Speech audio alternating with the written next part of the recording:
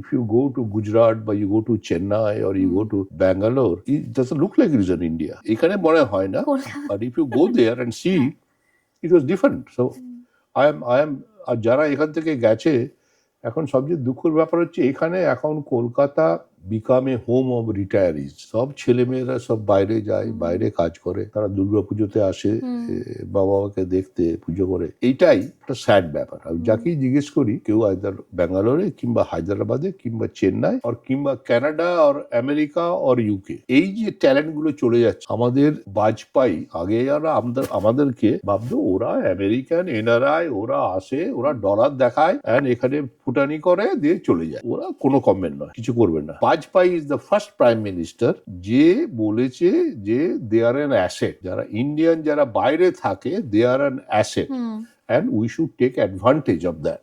ওই প্রথম স্বীকার করলো and he is the one who gave me Padma Bhushan. কোনদিন ভাবিনি কেউ এই যে এইটা যে আমরা কোনো কন্ট্রিবিউট করতে পারি towards India, that came from Bajpai. I had a great respect for him, so that has changed. নতুন নতুন মজার আড্ডার জন্য সাবস্ক্রাইব করুন let's talk with Meghla. Let's talk